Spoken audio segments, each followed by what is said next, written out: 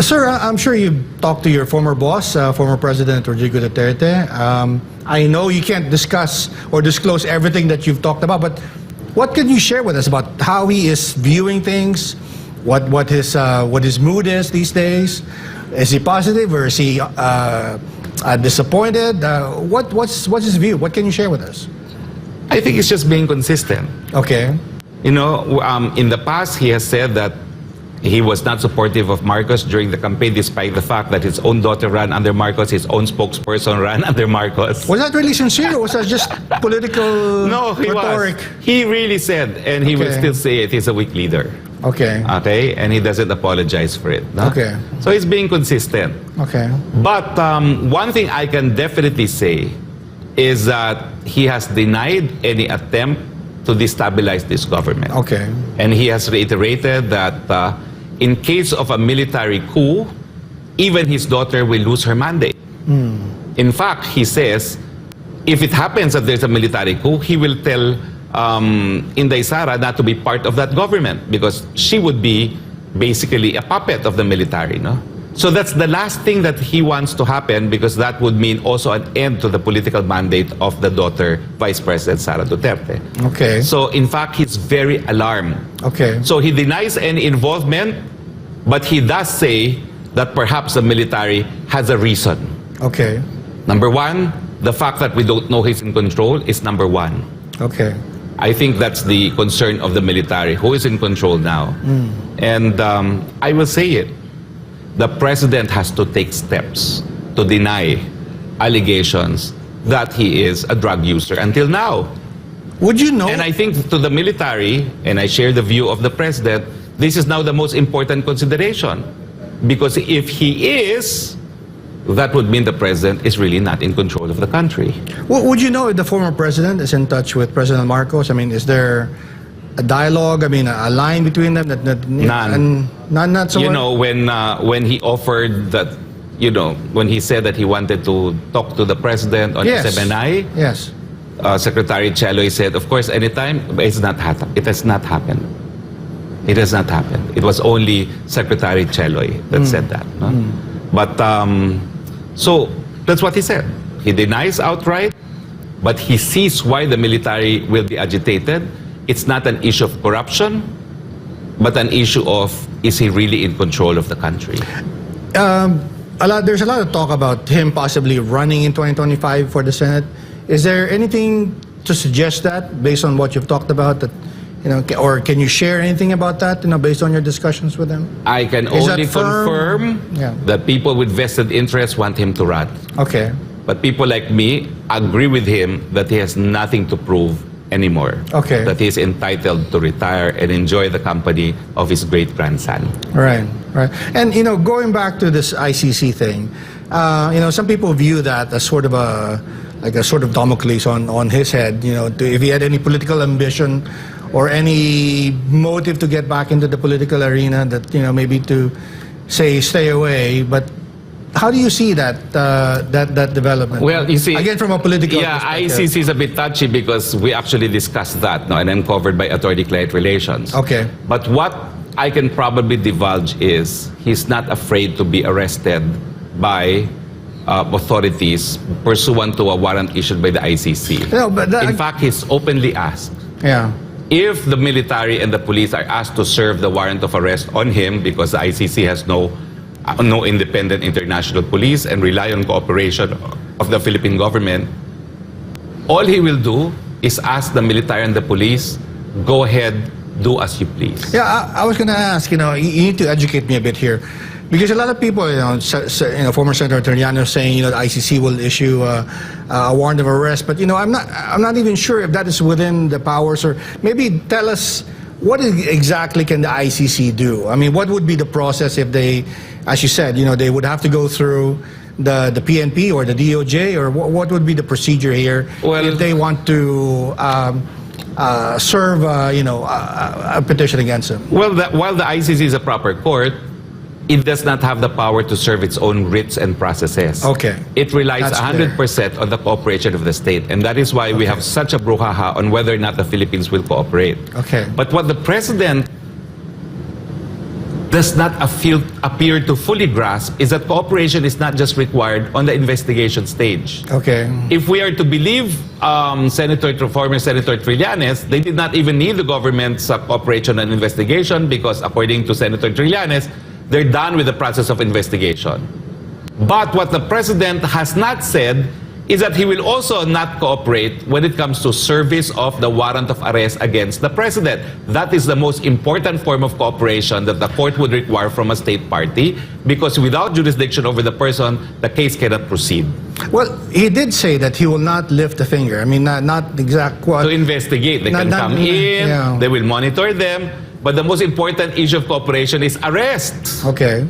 And he was silent. Okay. So, assuming that the ICC wants to do this, they would have to. What do they do? Do they write to the Philippine government? They write through the ambassador of the Philippines to The Hague, and the ambassador of the Philippines to The Hague will request a DFA to communicate with proper authorities, and proper authorities here for purposes of effecting the warrant of arrest would now be the PNP or the armed forces of the Philippines. What would be the implication of withdrawing from the ICC? I mean, if they, are we compelled to follow? Because I mean, we withdrew from it during your term, right? So absolutely not. We are not under any compulsion to cooperate. Why? Because of a decided case already by the ICC itself. Okay. Now, any withdrawal from the ICC does not take effect instantly. Okay. It will only take effect a year after the deposit of the instrument of withdrawal. Okay. Now, the ICC is unique in the sense that the prosecutor can't do anything without consent of the court through the pretrial chamber. And this was one way of enticing the United States to join because the United States has always complained that the prosecutor is too powerful, can sue sitting presidents, and yet has no accountability because in the U.S., attorney generals are elected. So to entice the United States to join, every step of the way, the prosecutor has to ask. Now, when does the court procedure properly begin?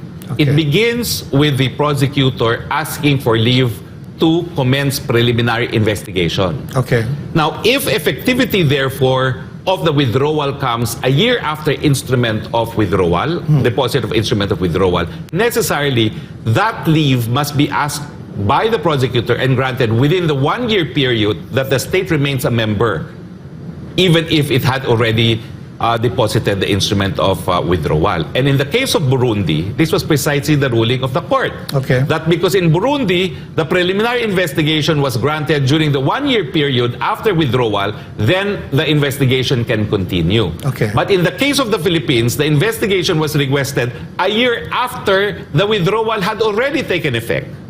So obviously, that ICC had lost its jurisdiction forever. What about the political implications here? Because obviously, even if that doesn't prosper, this may have some influence on how people will choose, both in 2025 and in 2028. I think what's your view? The most immediate is the president's insights into the matter.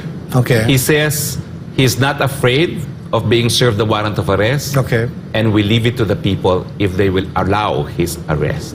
What does that mean? That sounds pretty ominous. I leave it to you to conclude because he did not explain. Okay. Well, he did not explain. Yeah. But to him, it's a political question. Now, the Marcos administration may cooperate to arrest him. The issue is, number one, will any policeman or any military person actually arrest him? Now, number two, if they find, will the people allow them to arrest him and bring him to The Hague? Now, this is going to the hypothetical. Now, if he decides to run in the Senate, and he has a viable chance of winning because not just viable, he's number one in all the surveys. Well, he's still very popular. Yeah. Would being a senator grant him some immunity to? What the ICC is doing? Or? Where the ICC has jurisdiction, immunity is not a defense. Remember, the precedent for this is, the Nazi trial of Nuremberg. No? I see. So immunity is never a defense, but to the president, it's clear that since the ICC requires consent to be a member and requires consent as a cornerstone of jurisdiction. If that consent had already been withdrawn and had become effective, then there is no duty to cooperate because the court has ceased to have jurisdiction. So you would say that, the ICC would not be a motivation for the former president to re-enter politics? No, nothing can be a motivation for him to re-enter politics. Now, He's done, and I agree. And I know you said you agree, and that you said he deserved to rest. But what's his mood like? Is he in a fighting mood? Is he, as you said, just being stoic about it and let things happen and just? Let's just say he's in an accepting mood. Okay. If the people will allow his arrest, if the soldiers and the policemen for whom he conducted and the drug war and whom he defended, leading to the complaints to be filed against him, will arrest him, he will accept that fate. Is he concerned about the possible violence that may erupt because of if a warrant is served on him? Is he worried about that at all? All I'm saying is he will leave it to the people. I see. He will make it into a political question. And if the administration cooperates on the issue of arrest, they better be prepared also to respond to how the Filipino people will respond to this political question. But knowing him more than the average Filipino, right? Do you think he would be the kind of person who would let violence happen, or would intervene and say, look, I'm old enough, as you said, I'll accept whatever comes to me and stop all of this violence? Is he something like that, or would he just step back and let things happen? Well, I regardless? accepted his statement on its face value. Okay. He will let the people decide on his fate. Okay. Either way, let the people decide.